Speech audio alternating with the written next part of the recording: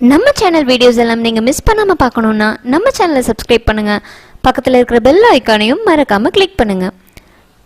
இன்னைக்கு நம்ம சேனல்ல சுவையும் சத்தும் நிறைந்த நாட்டுக்கோழி சூப்பு எப்படி செய்யறதுங்கறத பார்க்கலாங்க. அதுக்கு முதல்ல ஒரு குக்கர்ல 2 ஸ்பூன் அளவு நல்லெண்ணெய் சேர்த்துக்கலாங்க. எண்ணெய் காஞ்சதும் அதில் பட்டை, 2 கிராம்பு, 2 ஏலக்காய், ஒரு பிரியாணி நட்சத்திரம் இதெல்லாம் சேர்த்துக்கலாம். அது கூட ஒரு ஸ்பூன் சோம்பு, 1 ஸ்பூன் சீரகம், 3 வரமிளகாய், ஒரு கீத்து கருவேப்பிலை இதெல்லாம் வணங்கினதும் பொடிசா நறுக்கின 5 பல் பூண்டு சேர்த்துக்கலாம்.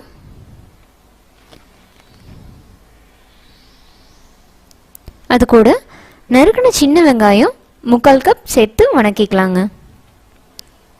நான்வெஜ்ஜுக்கு எப்பயுமே சின்ன வெங்காயம் சேர்த்துக்கங்க, ரொம்ப சுவையாக இருக்கும்.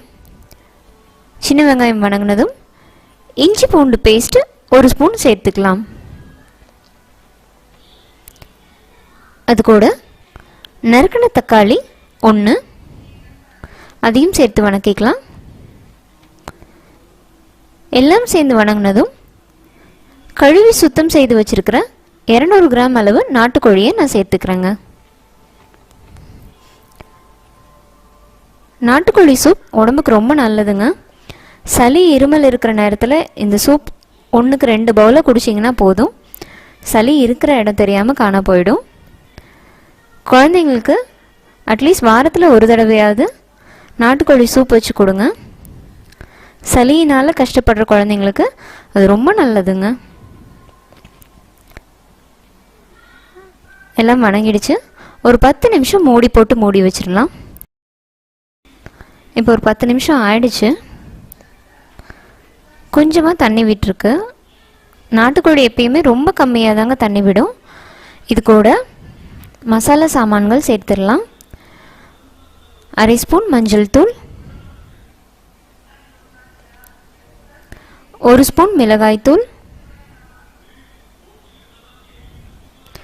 1 ஸ்பூன் மிளகுத்தூள்,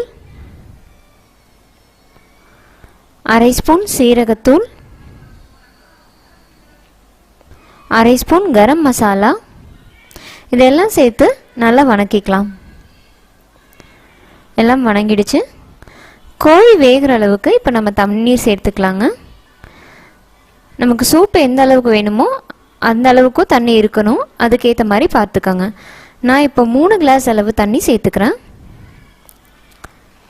கூடவே தேவையான அளவு உப்பு சேர்த்து எல்லாத்தையும் ஒன்றா கலந்து கிளறி விட்டு மூடி வச்சிடலாம். மேலே ஸ்டீம் வர்ற வரைக்கும் வெயிட் பண்ணுங்கள். ஸ்டீம் வந்ததும் விசில் போட்டு ஒரு 5 விசில் விட்டு எடுத்துக்கலாங்க.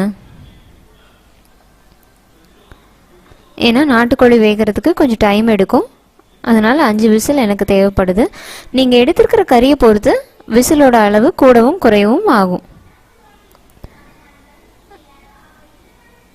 5 விசில் வந்துருச்சு. கோழி நல்லா வெந்துருச்சுங்க. இது கூட ஒரு 1/2 ஸ்பூன் அளவு மிளகுத்தூள் தூவி நல்லா கிளறி மல்லித்தலை கருவேப்பிலை சேர்த்து இறக்கிடலாம். அவ்வளோதாங்க, சுவையான சத்துக்கள் நிறைந்த நாட்டுக்கோழி சூப் தயார். இது நீங்களும் உங்கள் வீட்டில் செய்து சாப்பிட்டு பார்த்துட்டு எப்படி இருந்ததுங்கிறத மறக்காமல் எனக்கு கமெண்ட் பண்ணுங்கள். அடுத்த வீடியோவில் பார்க்கலாம். நன்றி.